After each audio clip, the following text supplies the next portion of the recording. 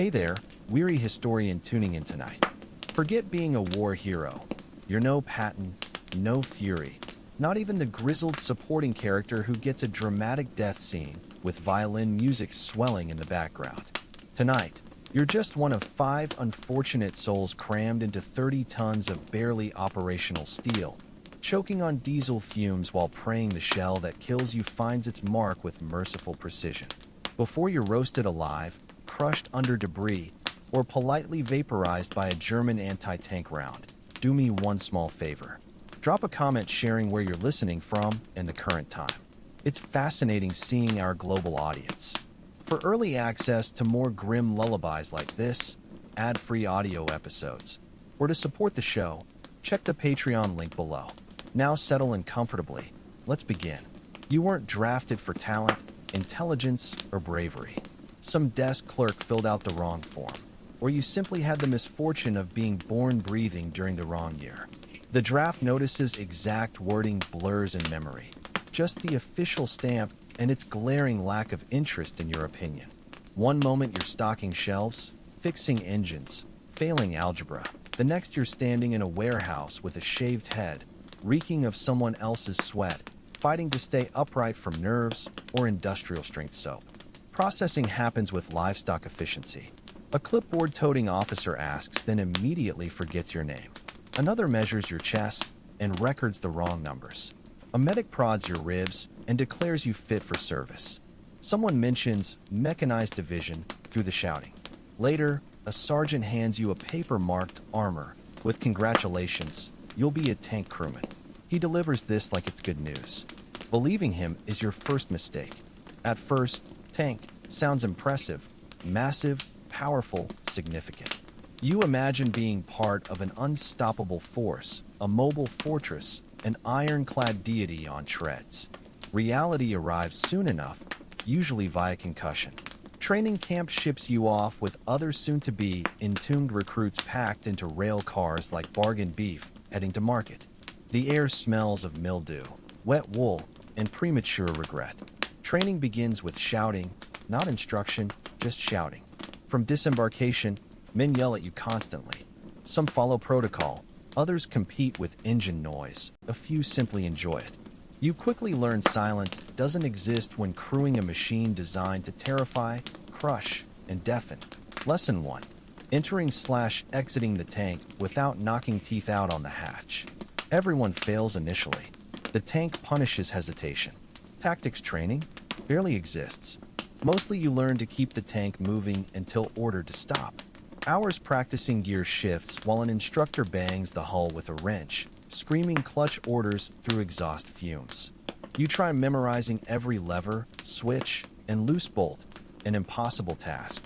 Between learning to breathe without coughing up diesel, you're expected to synchronize engine revs with a temperamental Soviet transmission. The noise never stops, vibrating your teeth, settling in bones. Even during fitful sleep, engine hums and metal grinding echo behind closed eyelids. Color fades from dreams, replaced by smoke and pressure. Everything smells of grease, stale socks, and something burning. No one explains what, and you don't ask. Then there's your new family. 5 strangers welded together by steel and circumstance. The twitchy, wide-eyed driver muttering about gear teeth. The unblinking gunner treating the cannon like a pet snake. The perpetually exhausted loader heaving weights beyond divine intention. The older commander pretending he has a plan and occasionally succeeding. And you, radio operator/assistant loader/human ballast, depending on who forgets their role first. Tank interiors tolerate neither egos, nor knees, nor tall frames. Every movement requires negotiation over claimed territory. You learn instinctive ducking, folding yourself into corners like a traumatized camping chair. Hygiene becomes nostalgia. When everyone stinks, no one mentions it. You eat, sleep, and break wind in an echo chamber that amplifies every sound like cathedral bells. The sergeant claims tanks are warfare's future battle winners, that you're lucky serving this crucial role, just as a training model backfires, ejecting a dinner plate-sized gear through its own siding. No injuries this time. The applause sounds more like relief than pride. By training's end, you know enough to move the beast, but not enough to stay safe. You've mastered loading procedures, firing sequences, the exact angle the hatch scalps you if opened wrong. Engine fumes and warm fuel drips down your legs become familiar. Questions fade. There's no room in a tank for anything but bolts, brass, and maybe a prayer stuffed in your helmet lining. Now you're officially on duty. No combat yet, just days of preparation, a euphemism for suffering. You assumed war would be the hard part. Wrong. It's everything else.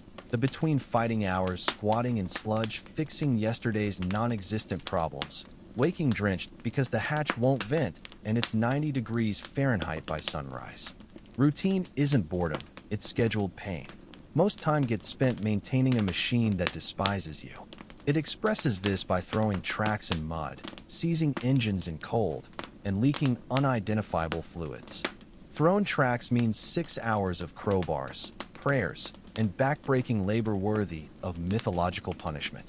Everyone gets involved, even the commander, though he mostly just swears at the sprockets.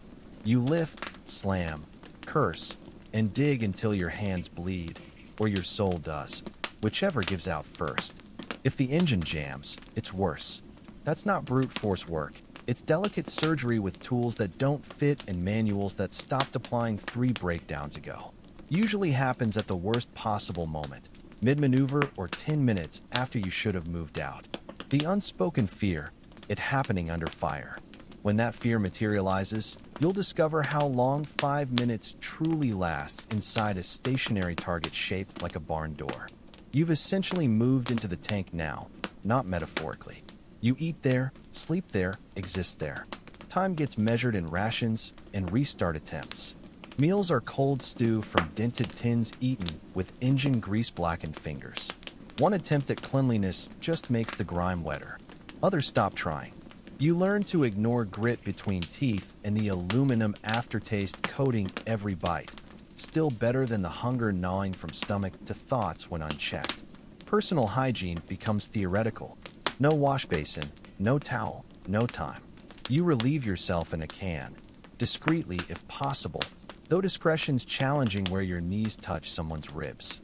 Taking turns tossing the can outside becomes routine. Sometimes you forget. Sometimes you stop caring. The stench accumulates. No one mentions it. Mentioning makes it real, and there's already too much reality crammed into this metal box. Within a day, your clothes soak through with oil, sweat, and the peculiar dampness of existing in a sealed container with 4 other men and a heat-generating death machine. Socks squish when walking. Shirts cling like poorly tailored second skins. You itch in places you didn't know could itch. The loader develops a rash. The commander tells him to walk it off, then remembers there's nowhere to walk. Sleep happens in shifts, not by design, but because space permits nothing else. You doze in corners, draped over controls, curled awkwardly on the hull floor with a spent shell casing for a pillow. The gunner snores like an asthmatic bear. The driver sleep mumbles in an untranslatable language. You wake sore, thirsty, and vaguely angry at unspecified targets. Even with the engine off, the noise persists, metal contracting, fluids dripping, fans ticking. There's always a rattle, always a hum, always a reminder that this steel trap remains barely held together. When idling, the whole vehicle vibrates, not dramatically, but in that slow, nerve-fraying way of a wasp trapped in a jar. The vibrations seep into your bones, become part of you. Eventually, you stop noticing until lying down at night, realizing your dreams now hum with mechanical resonance. Memory starts slipping. What day it is, which town you passed last, whether outside smells like grass or gunpowder. You transform into a creature of checklists and grease points, your world reduced to metal walls and the few square feet you can occupy. The outside grows abstract. Nature seems fictional. Even the sky feels untrustworthy.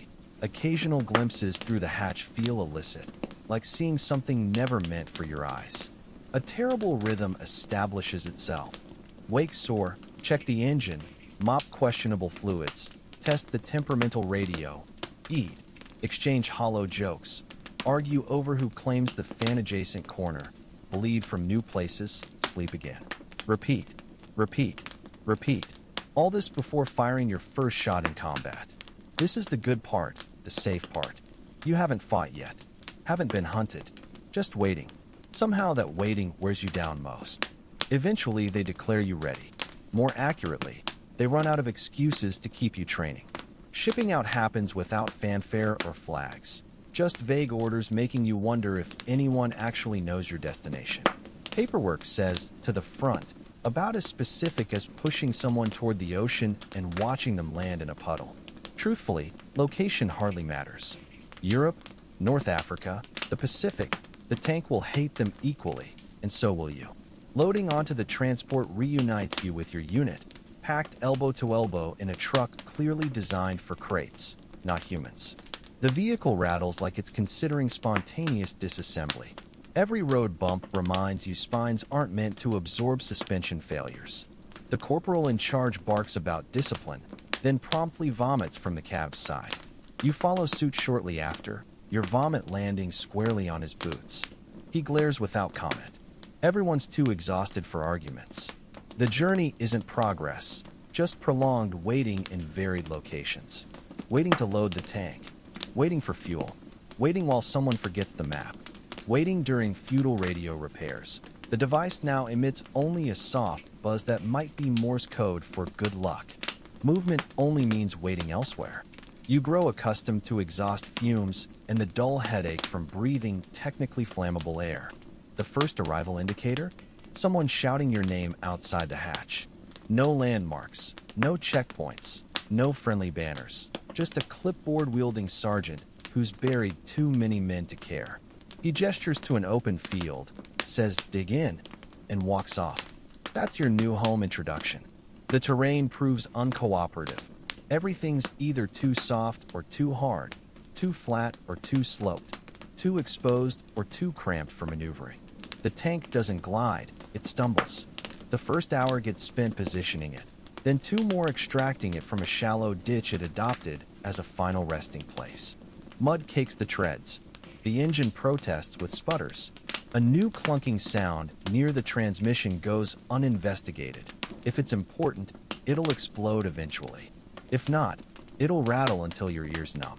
Your first field night lacks cinematic qualities. No distant artillery, no noble introspection. Just grunting, shivering, and silent curses as cold air seeps into joints while condensation forms fat droplets that randomly splatter your face. Attempted sleep happens on the floor, competing with spent shell casings, ration tins, and an oil sheen for space. You pick a relatively dry spot near the breach, knees up, head down, begging for unconsciousness. Dreams bring no peace. When sleep comes, it's that half-aware dozing accompanied by constant vibration and low-grade dread. You dream of crushing, of drowning in metal, of waking blind in smoke. You jerk awake at every shift, every engine tick, every unexplained temperature change. The night cycles through cold, hot, and damp phases. Layers come off only to go back on as you shiver 5 minutes later. Socks stay wet.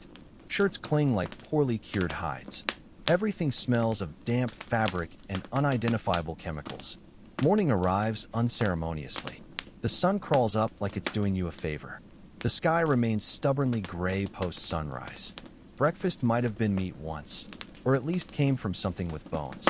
The coffee's tepid, bitter, and miraculous. The tank growls to life after hesitation. The commander thumps the turret like disciplining a mule. It works this time. Orders arrive late. You sit waiting for messengers, radio transmissions, or divine intervention. While waiting, you patch the canvas skirt with tape, clean vision slits with your sleeve, and debate whose turn it is to pump bilge water from the hull's lowest point. Coin tosses get lost. Someone pretends to sleep. No one performs these tasks cheerfully. That afternoon, a supply jeep delivers 3 fuel cans and moldy bread before disappearing without explanation. The driver mentions moving out soon without specifying destinations. The tank groans when re-entered, making you wonder if it recognizes you, not affectionately, but with weary resentment at having to carry you through hell regardless. Silence dominates among the crew, sweat pooling in collarbones, mud crusting boots, all waiting for the next order. No words are needed. The truth hangs palpable. Wherever you're going will be worse than here. And here is already terrible. It doesn't begin with trumpets. No stirring speech, no dramatic countdown, no flare arcing across the sky to signal bravery time. It just happens. One moment you're sitting in the turret breathing that familiar cocktail of sweat and oil, waiting for the radio to sputter something vaguely useful. The next, the world starts screaming. You hear it before seeing it. The shriek of tearing metal, artillery's dull thuds punching mud, machine gun fire chattering like an enraged typewriter that never pauses. The tank lurches alive beneath you. The engine howls, treads grind. Your steel coffin transforms into a creature of pure noise and fury. You slam your shoulder into the shell rack, gasp for air, scramble into position without orders. No one speaks, no time. The commander yells into his headset, not at you. Your world narrows to the cannon, the casing in your hands. The loader's barked orders. Move. Now. Now. Now. Visibility's non-existent. The periscope shows only blurred movement, vague shapes in brown-green chaos. Smoke curls across the field like a living thing. The turret rotates. The cannon fires. You don't hear the shot. You feel it. A massive pressure wave rattling ribs and making teeth ache. The shell flies. You miss. Reload. Don't think. No time for thinking. Just reach, grab, slam, brace, fire. Repeat. The tank rocks violently as something lands close. Too close. The impact lifts the hull inches off the ground. Your mouth floods with iron. Someone curses. Someone whimpers. You're not sure if it's you. Heat spikes as the engine strains. The air thickens with gunpowder, sweat, and something that might be fear or just 5 men panicking in close quarters. Inside the tank, the noise is deafening. Like being inside a steel trash, someone's beating with a sledgehammer every half second. Each impact travels up your spine. The armor groans with every near miss. The gunner screams something unintelligible, maybe a target call, maybe a warning, maybe just noise to drown the chaos. You load another shell. Your fingers slip on the casing. Wipe them on your uniform. Try again. The stench worsens. Someone's bladder lets go. Everyone pretends not to notice. More pressing concerns exist. The loader bleeds from a scalp wound. Just a shallow cut from smacking a bolt, but no time to check. Blood drips into his eye. He swipes it away with his sleeve and keeps working. You envy his focus. The cannon fires again. This time it connects. You feel the difference before the gunner announces it. That sickening crunch through the metal, then the whoosh of something detonating on the other end. You've killed something. Maybe a tank. Maybe a truck. Maybe a house flying the wrong flag. No cheers follow. No high fives. Just another shell already in your hands, sliding home. Then the hit comes. Not a glancing blow. A direct impact that punches the side armor with locomotive force. The sound defies description. A metallic boom resonating through your bones into your teeth. The walls shudder. The shell rack groans. For one suspended moment, the entire tank hums with energy, straining to hold itself together through sheer stubbornness. You wait for the armor to split. It holds. This time, sparks erupt near the engine housing. The smell changes. Less smoke now, more ozone and burning grease. You glance toward the radio operator and see, or rather don't see, what's left of him screaming into a dead handset. Flames lick the compartment walls, catching on fabric, papers, a half-eaten ration wedged in a corner yesterday. No one yelled fire. You just notice everyone moving faster. The loader throws a blanket at the blaze, which only worsens it momentarily. The commander kicks the flames like they'll obey his boots. Finally, someone grabs the extinguisher and unleashes it like holy water. The fire sputters out, but not before claiming your eyebrows in a puff of scorched air and melted dignity. The immediate crisis passes, but the compartment's a wreck. Everything reeks of chemicals and singed hair. Walls are blackened. Your sleeves smoke. The radio operator stopped screaming only because he's voiceless now. His breathing shallow, wheezing, erratic. You avoid looking at his shoulder where the uniform's stained an unnatural color. Your ears ring persistently, from the blast, the concussion, or maybe just cumulative sleep deprivation. Attempted speech reveals a throat raw and ash-coated.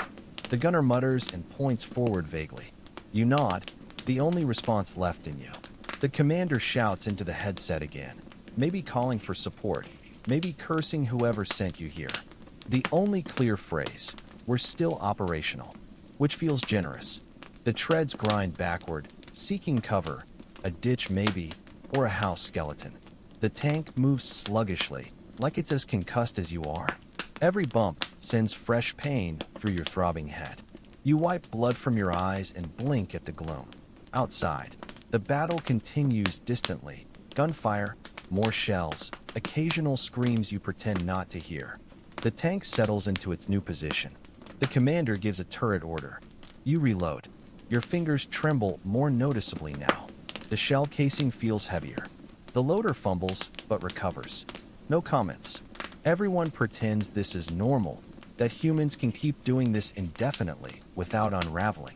Your eyebrows are gone. Your nerves are shot. The radio operator might be in shock.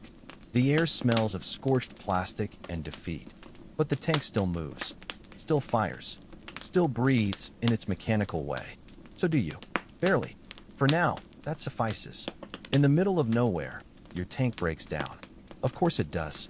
There's never a good time for mechanical failure, but this feels especially cruel. You're halfway through repositioning across unfamiliar terrain, already low on fuel, already running on muscle memory and prayers. Then comes that god-awful screeching grind like a train wreck compressed into one horrific second. The tank shudders to a halt. The engine gives one final growl before dying with a cough, like it's tired of pretending to function. Silence follows. Everyone listens desperately for any hopeful sound. Systems rebooting, hydraulics hissing, anything but this void. Nothing. The gunner curses. The driver smacks something uselessly with his palm. You peer through vision slits confirming the obvious. You're well and truly stuck. Could be a thrown track, a seized gear. The air intake clogged again with mud, twigs, and pulverized remains of whatever shrub the driver recently massacred. The exact cause hardly matters. The result's identical. You're no longer a weapon, just an expensive metal paperweight squatting uselessly while the war continues without you. Distant artillery thuds like slow applause to the east. You wonder if it's creeping closer. The commander pops the hatch to assess the situation. His protracted sigh upon returning speaks volumes. Not frustration, just bone-deep resignation. He reaches for the toolbox, that same battered set you've had since training, filled with tools seemingly designed by someone who'd only seen tanks in paintings. Bent wrenches, uselessly short screwdrivers, a crowbar that might be ceremonial. It's all you've got. The repair ordeal begins. You lie on your back in a lukewarm puddle of something slick, blindly reaching into a gap between rattling plates. The loader holds a flashlight at angles calculated to maximize uselessness. The driver mutters about sprockets. The gunner keeps watch, flinching at every distant bang. You whisper please to the wrench, not because you're superstitious, but because the alternative is screaming. It becomes a ritual, quiet bargaining with inanimate steel to thread properly, hold still, not slip. Sometimes it listens, usually not. Today it's particularly cruel. The needed bolt stripped. The pipe you're reconnecting hisses in your face like an angry serpent. The engine casing, heavy before, now feels actively hostile. Meanwhile, the tank interior transforms into a workshop sauna hybrid. The air grows thicker by the minute. Sweat drips from your chin, stings your eyes. Your uniform bonds to your skin. The loader offers water you refuse. You're elbow deep in something potentially important and don't trust your luck enough to let go. Outside, wind carries gunfire sounds. Not close yet, but steady. You can't pinpoint direction or whether it's approaching. That uncertainty settles in your chest like another weight. Every wrench clang sounds like an invitation to death. Every curse feels like a homing beacon. The commander keeps checking the horizon, tapping his boot like awaiting a train he hopes never arrives. Then something shifts. No triumphant clunk or satisfying hiss, just subtle pressure changes. The part you've been battling finally relents, sliding into place like it was toying with you. You tighten the last bolt, wipe filthy hands on already ruined trousers, and signal the driver. The engine coughs, sputters, whines, then miraculously starts. The tank rumbles to life like a beast grudgingly waking from undesired sleep. No cheers follow, just collective exhales and the commander's faintest nod. You reclaim your position, exhausted, sore, slightly chemically burned, flush with that peculiar relief only found when narrowly avoiding disaster. The war hasn't found you yet, but it knows you're here, and now you're moving again. The tank rolls forward hesitantly, like it's debating whether this effort's worthwhile. You listen to every gear shift like awaiting divine judgment.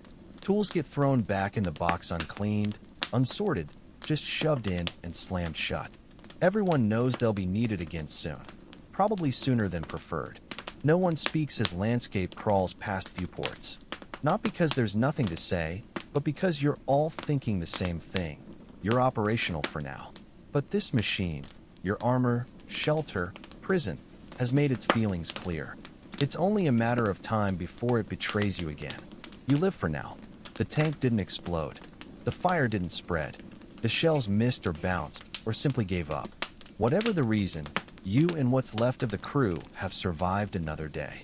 Another inch forward on some staff officer's map.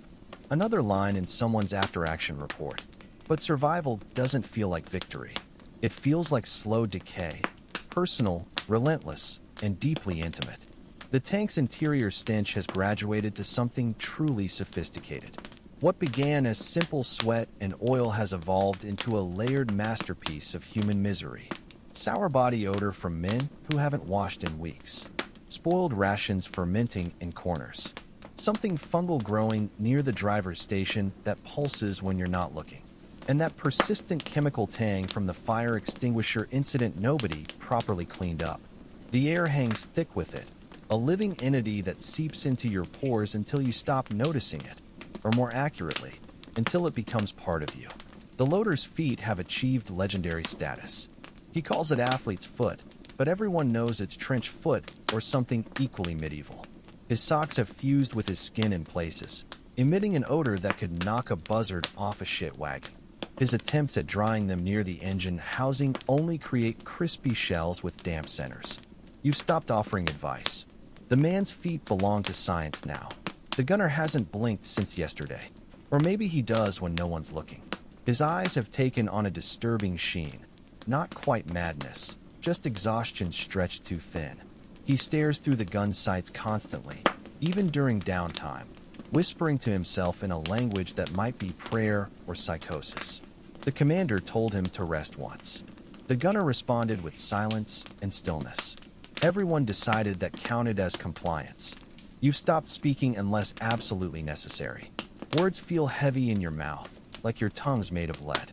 Communication happens through grunts, gestures, and the universal language of pointed glares. A glance at the hatch means, I'm going to vomit. A squint at the rations translates to, if I eat that again, I'll desert. A slow exhale with closed eyes communicates, don't talk to me now or ever. Everyone understands perfectly. Every piece of clothing you own exists in a state of perpetual dampness, not properly wet, just uncomfortably moist, as if the tank itself is exhaling humidity directly into the fibers. Your shirt sticks like a second skin. Your underwear bunches in creative ways. Even your belt feels clammy. There are no dry corners left, no safe zones. The tank interior has become a feverish lung, always sweating, always pulsing, always slightly too alive. Your helmet has transformed into a sensory nightmare. The liner smells like panic and tarnished pennies. It suction cups to your scalp when worn and leaves greasy imprints when removed. Mold started growing near the rim weeks ago. Scraping it out just made it angrier. Now you wear it like a badge of dishonor, trying not to imagine what's colonizing your hair follicles. Meals have become exercises in existential despair. The bread sweats.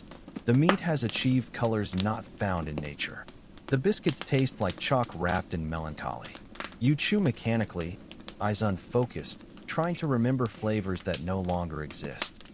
Occasionally someone cracks a joke about it. Nobody laughs. You've stopped noticing the engine noise, or rather, You only notice its absence. That's the real danger now.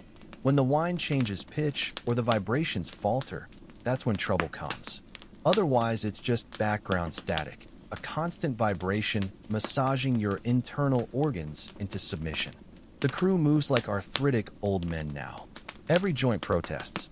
Every limb weighs twice what it should. The commander's knees sound like walnut shells cracking when he climbs into the hatch. The driver's hands have become a blister museum from gripping controls too hard for too long. Even the loader, who used to toss shells around like they were pillows, now moves with the careful economy of a man conserving energy for the next catastrophe.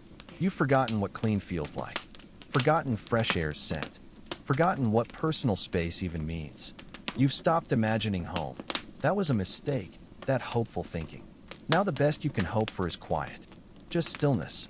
No more fumes. No more someone's elbow in your ribs. No more boots to the face during sleep. No more pretending not to notice when someone violates the Geneva Convention with their gas. But you live for now. That's the refrain playing between shell loads, between gear shifts, between meals. You live for now. And the tank keeps moving. Because it must. Because it hasn't broken yet. Because stopping means dying.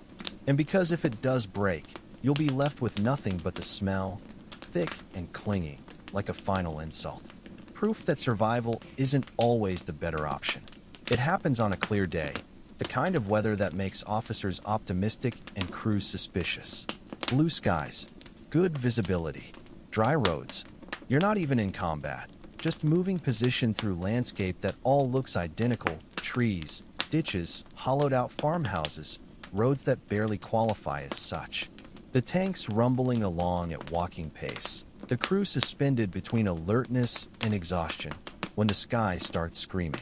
You feel the plane before hearing it, that sudden pressure change, that eerie stillness before calamity. Then the engines shriek overhead, far too close, far too fast. The commander shouts something, ducking into the hatch instinctively. You follow, heart already trying to punch through your ribcage. Before anyone can identify the threat, the hit comes. Not a massive explosion, just a glancing strike from a fighter's cannon, meant to harass more than destroy. But it's enough. The impact sends sparks flying and snaps your antenna like a twig. You're thrown sideways, ears ringing, smoke pouring through every seam. The tank rocks but stays upright. For a long moment, nobody moves. You listen for follow-up attacks, but none come. Just the engine's labored wheezing and that new high-pitched whine in your right ear. Then the loader starts screaming. Or maybe he thinks he's screaming. His mouth is open, hands clamped over his ears, eyes wild. The shell didn't penetrate, but the pressure wave did something permanent. His hearing's gone, at least temporarily. The commander peers out cautiously, scanning the sky like it might make sense if he squints hard enough. Then you all see it, the fighter banking away in the distance. Friendly, one of yours, painted in colors that were supposed to mean safety. You watch it shrink into the blue, almost sheepishly. Silence follows, thick with disbelief. No one asks, "Are we hit?" Because the answer's obvious. The tank's intact. You're intact. But something fundamental has changed. Not the damage, that's mostly cosmetic. A new hole near the turret seam. Some fresh, shrapnel decorations. Half your antenna gone. You'll patch it up. You always do. But the certainty's gone. The illusion that someone, somewhere knows what they're doing. That someone's keeping track. They're not. The radio operator tries the headset. Nothing but static. No surprise with the antenna wrecked. The commander kicks the interior wall hard enough to send a wrench skittering. The gunner mutters a string of curses so creatively while you pause to appreciate them. The loader, still pale and dazed, jokes about painting "not German" on the turret roof in big white letters. Nobody laughs, not because it isn't funny, but because it's too painfully accurate. Eventually, you start patching the hole with whatever's handy: tape, canvas, a piece of someone's shirt. It's not pretty, not safe, but it's something. The tank remains drivable, though there's a new rattle in its movements, a tremor when it turns that wasn't there before. You listen closely, trying to decide if it's mechanical or just your imagination. Probably both. The commander scribbles something on the damage report, then scratches it out violently. You imagine what he'd write if allowed. Attacked by own forces. Morale shattered. Antenna destroyed. Loader half-deaf. Faith in chain of command obliterated. Instead he writes, turret damage. Minimal impact. Repairs underway. That's the game. Always minimize. Always pretend things make sense. You stay parked a while, letting the engine cool, letting the crew collect themselves. No one speaks much. What's there to say? The loader tries to sleep curled up like a dog near the spent shells. The gunner cleans the optics while whispering to himself. You sit with your back against the ammo rack, staring at nothing, letting the tank's residual vibrations hum through your skull. When orders finally come via passing jeep, the driver just glances at the damage, shrugs, and says move out when ready. No apology, no explanation, just the assumption you'll continue because that's what tanks do. You nod because that's what you're expected to do. Then you climb back into your metal coffin, dog the hatch shut, and prepare to roll. As the engine coughs back to life, you eye the patched hole, still glistening with fresh oil and soot. It's small, easily overlooked, just another scar on a machine that's more scar than steel now. But you feel it. A reminder that your enemies aren't always where you expect them, and that survival depends less on skill than on blind, stupid luck, the kind you may have just exhausted. You see what happens to tanks that aren't so lucky. You've heard the stories, of course. Every crew swaps them like ghost tales around campfires. Half warnings, half superstitions. But stories don't prepare you. Not really. You thought you understood the risks, knew what a direct hit meant. You didn't. Not until you roll past your first burned-out husk. It's hard to tell what model it was originally. The frame remains vaguely intact, but the turret's blown open like a rotten fruit. The armor's scorched black, warped into shapes steel was never meant to take. Something pale and ragged hangs from the barrel. A scrap of uniform maybe, or something that used to be flesh. At this stage, there's no meaningful difference. You look away, but not fast enough. They're extracting what's left of the crew. You watch because not watching would require looking away from your own future. Two medics, though medic feels too generous for what they're actually doing, drag something unrecognizable through the side hatch. It might be a torso, might be a bundle of limbs fused together by heat and pressure. The smell hits next, burnt metal, cooked meat, and underneath it all that chemical stink of extinguishers and scorched oil, so thick it coats your tongue. The gunner gags beside you. You tell him not to look, but it's too late. He turns and vomits against the tread. You follow seconds later. It's not just the smell. It's the terrible familiarity. You know this layout. You know where each crewman sat. You can map those charred shapes to positions you occupy daily. One figure remains fused to the main gun, his arm blackened and stiff as iron, still locked around the grip like he tried to fire even as the tank burned around him. Sometimes there's nothing to extract. Not even that much. Just ash and residue, a greasy smear along the fighting compartment's walls. They say those are the worst, the cook-offs, where the ammo ignites and everything inside becomes overpressure and flame in an instant. No warning. 1 second 5 men are breathing. The next there's a blast, a crack, and a new crater where a tank used to be. When they open those afterward, if they bother, all they find are stains. A medic jokes they just hose those out and reuse the tank. He says it with that flat, dead-eyed tone of someone who's seen too much and processed none of it. You don't ask if he's serious. You don't want to know. The terrifying part is how believable it is. The commander says this is why you keep the hatches open during combat, to give yourselves a chance to escape if the fire starts. He doesn't mention that an open hatch is an invitation for shrapnel. Doesn't point out that climbing from a burning tank mid-battle isn't so much an escape plan as a choice between death by fire or death by bullet. You nod anyway. Everyone does. It's the only option, and pretending it's a choice makes it feel less like suicide. Later you park beside another wreck. This one's still smoking, a thin gray column rising from the engine deck into the overcast sky. It's quiet now. The battle's moved on or paused to catch its breath. The loader says something about bad luck and knocks twice on the turret wall. The gunner doesn't respond at all. He's been quiet since he vomited. You figure that's fair. You ask a recovery crewman if anyone got out. He just shakes his head and walks away. That tells you everything. You step back and light a cigarette with hands that won't stop shaking. It tastes like ash. Or maybe that's just the air now. You start seeing the signs everywhere. Charred holes by roadside. Turrets blown clean off and resting meters away like discarded bottle caps. Sometimes just boots. Perfectly upright boots with nothing inside them. Other times nothing at all. Just blackened earth and metal fragments half buried in mud. You stop asking for details. You begin to understand why tank crews are the way they are. The gallows humor, the 1,000-yard stares between battles, the way some men stop blinking. You learn to live with the knowledge that your turn could come without warning. No time to brace. No time to pray. No time to do anything but exist 1 second and not the next. It might be a shell. Might be a mine. Might be some mechanical failure that strands you in exactly the wrong place at exactly the wrong moment. Doesn't matter. When it happens, it'll happen fast.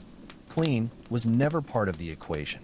Afterward, you sit in the open hatch, scanning tree lines and horizons, the skeletal remains of other tanks in the distance.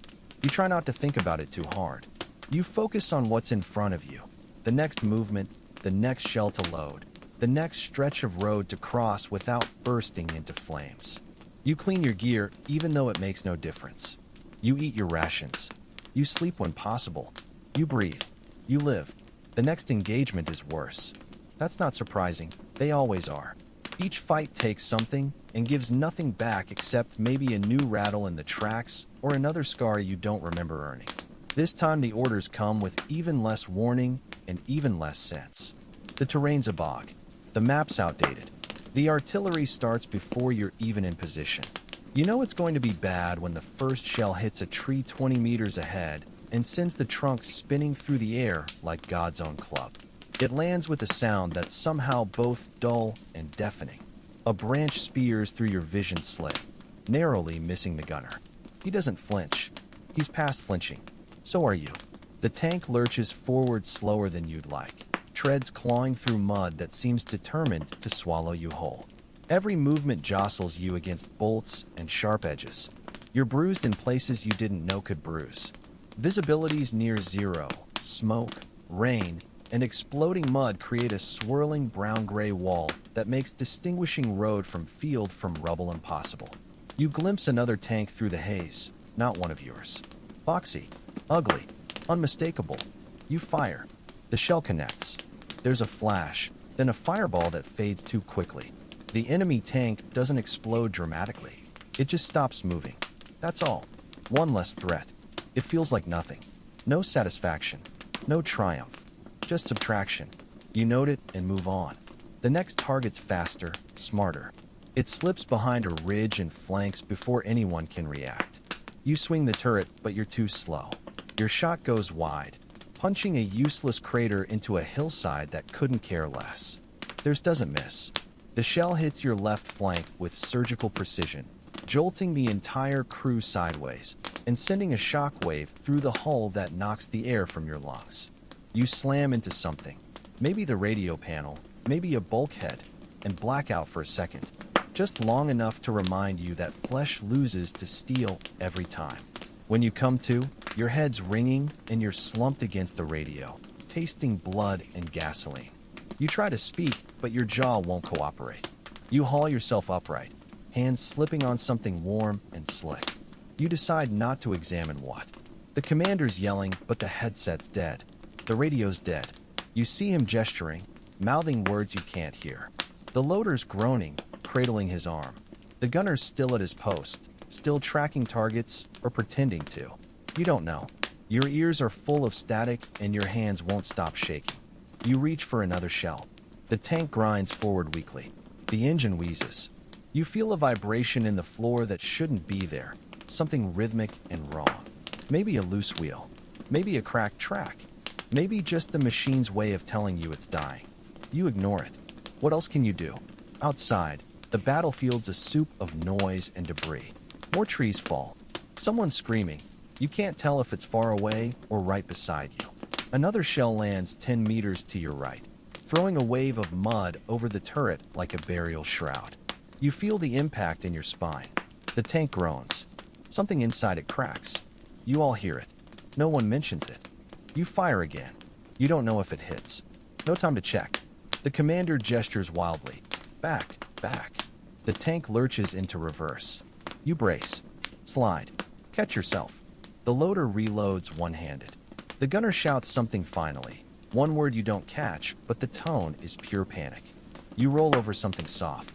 The bump is unmistakable. No one acknowledges it. There's no real retreat. You don't leave the fight. The fight just moves past you. Your tank clanks into a ditch behind a broken wall and stalls there, motionless. You wait. The engine idles.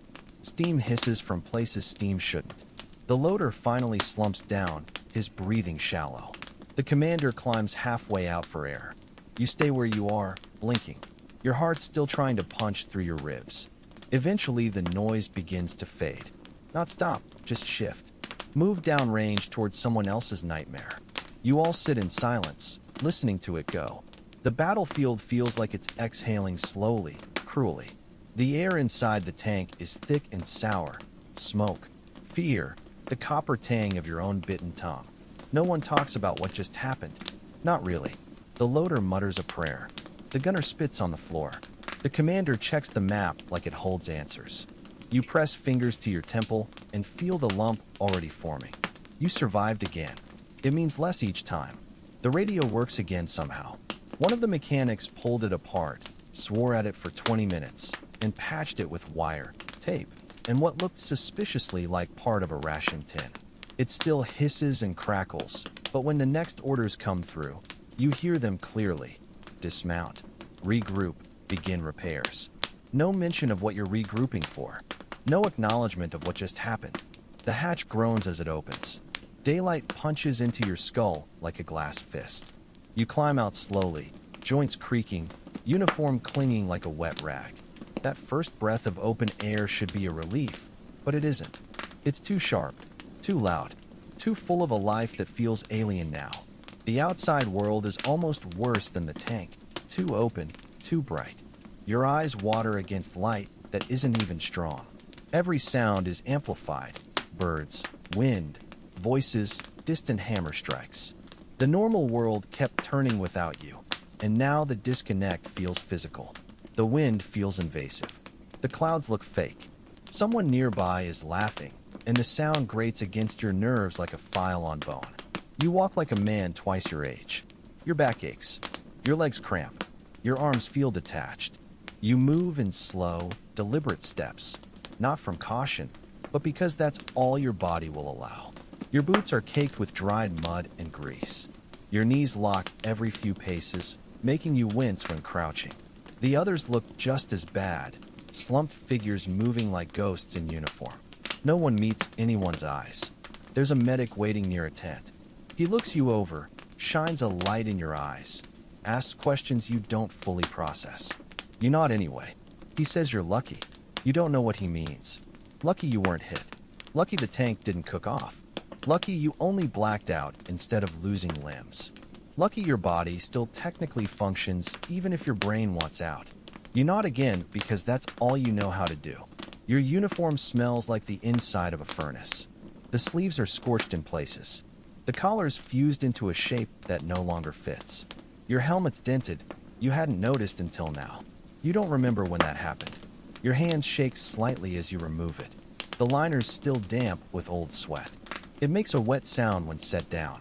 There's talk of repairs. Mechanics swarm the tank as if it's still salvageable. You watch them gesture at the damage, the patched antenna, the rattling track, the panel that keeps coming loose. You wonder how many have ever been inside a moving tank. Probably none.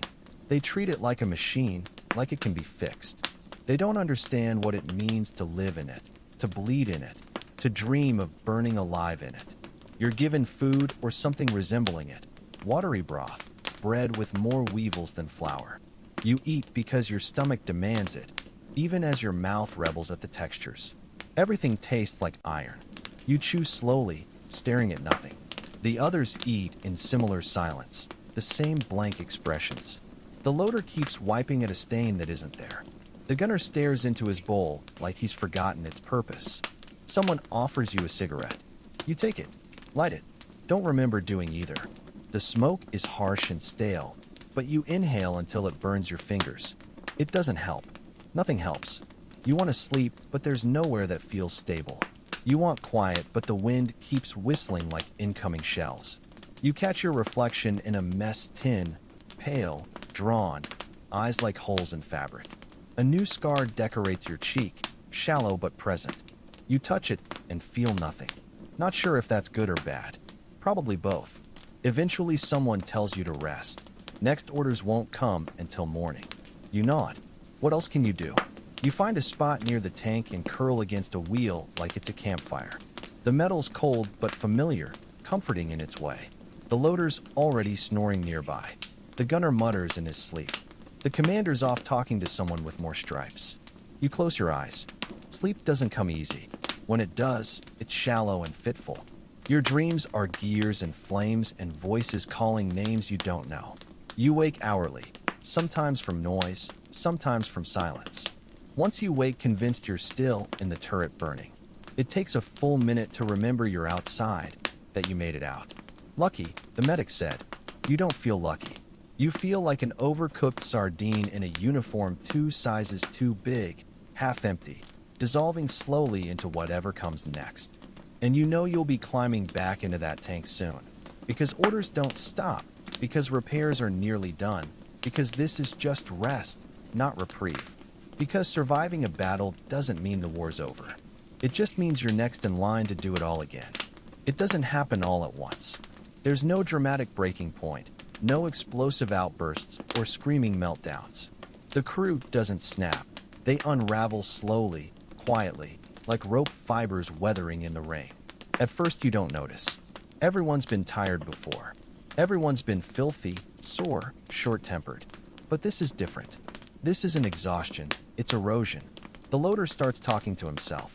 At first it's just swearing. The usual creative profanity aimed at jammed shell casings or stripped bolts. But gradually it shifts into something else. He speaks to the shells as he loads them, telling them where to go, who to find. Sometimes he gives them names. You pretend not to notice. When he laughs, it's always a half beat too long and a note too high. You stop making eye contact when passing him rounds. The gunner has taken up letter writing. Not unusual on the surface. Everyone writes, or used to. But his are different. He writes constantly, between engagements, during downtime, even while eating.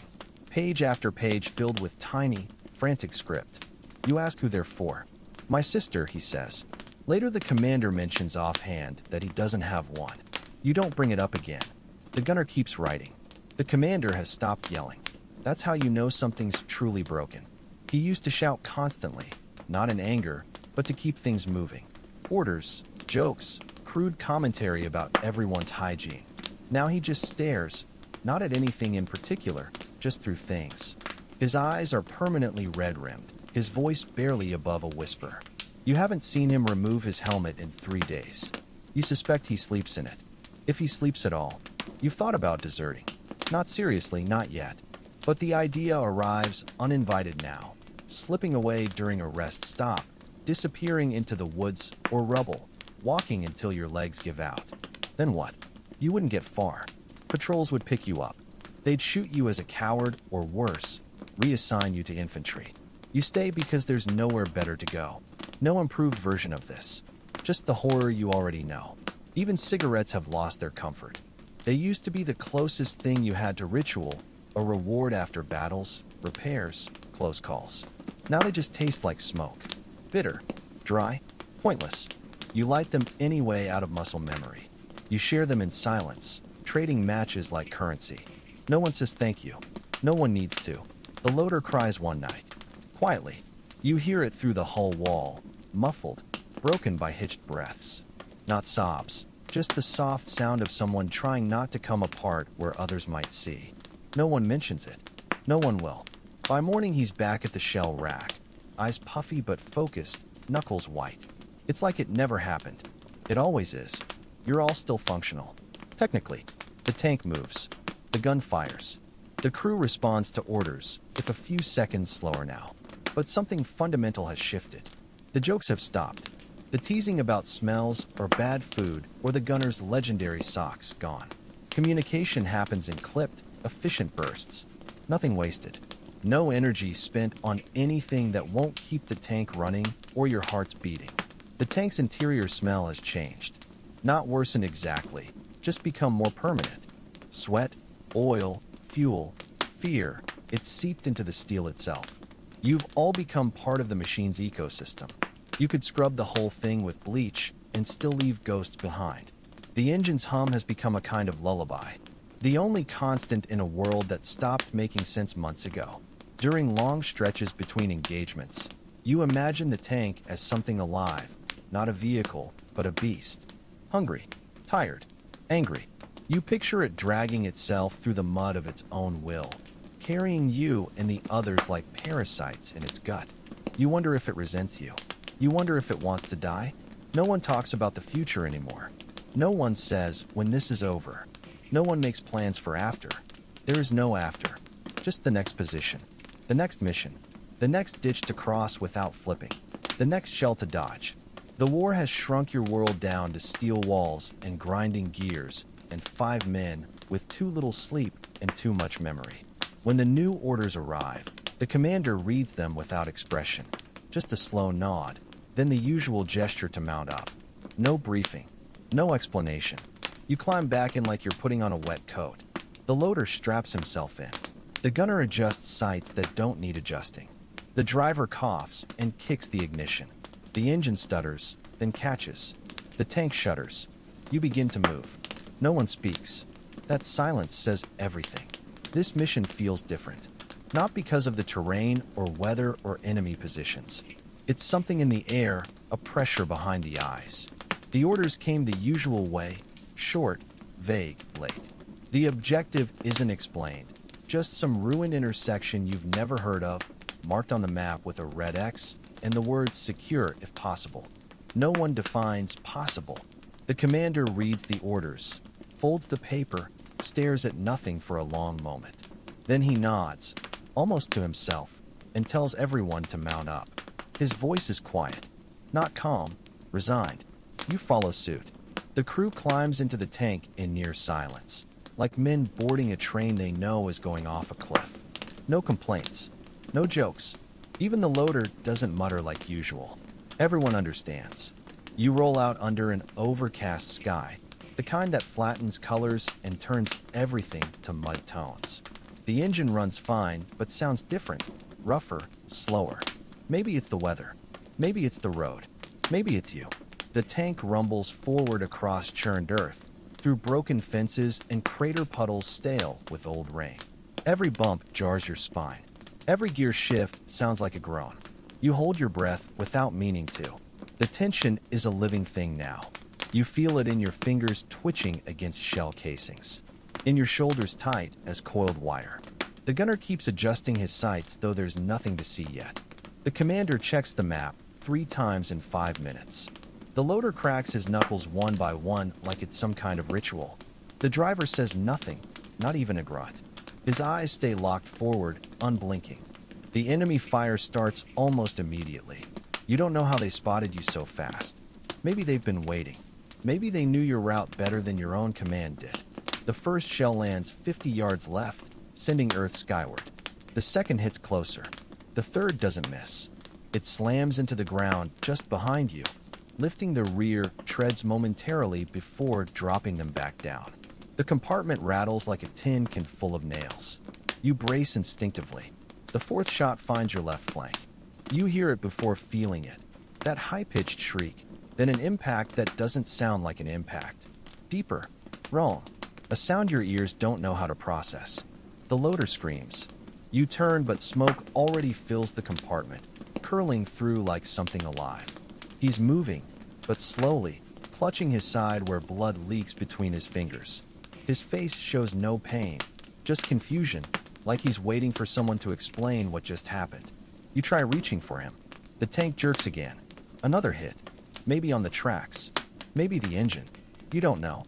The commander shouts over the dead headset. The gunner fires blind at muzzle flashes or guesses. You grab the loader and pull him back as best you can, but there's nowhere safe to put him.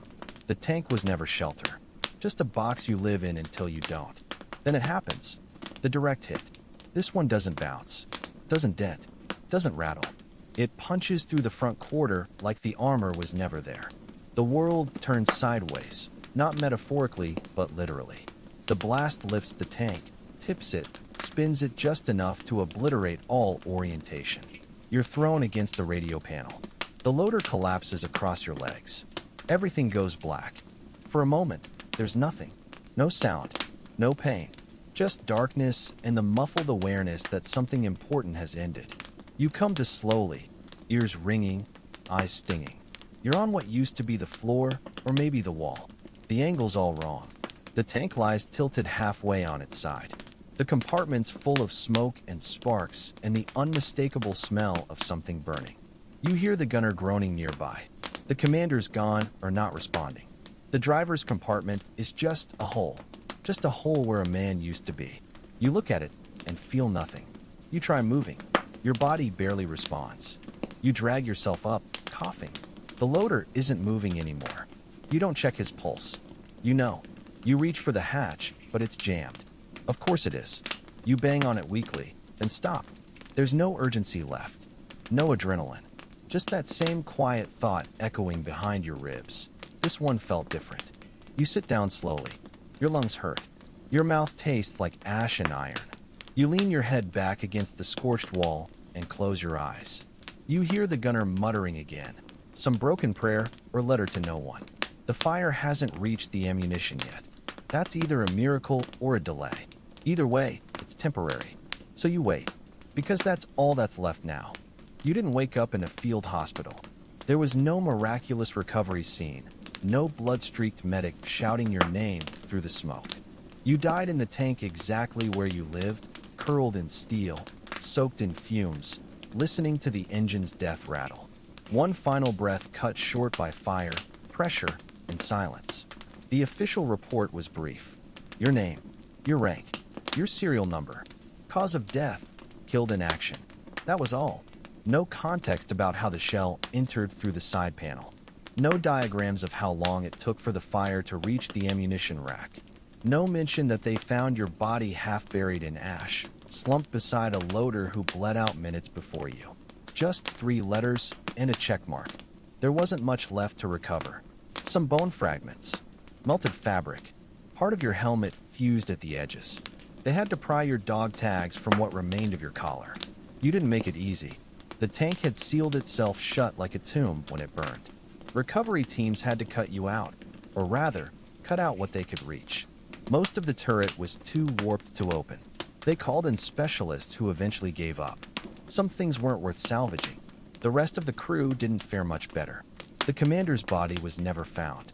The gunner made it out only to die 3 days later in a different vehicle, on a different road, with a different crew. The loader, the one who used to name shells like they were pets, died before you did. You think. It was hard to tell in the smoke. The driver was already gone when the fatal shell hit. His compartment took the brunt. You never saw him again. There was no funeral, just a typed line on a form and a wooden cross placed over a grave no one would visit. If anyone cried, you never heard about it. If anyone remembered you, it wasn't for long. Names blur together in war. Time eats everything. The survivors carry pieces of you, stories maybe, or a shared joke that gets passed around and changed until it's about someone else entirely. You'll never know. You're not part of the story anymore.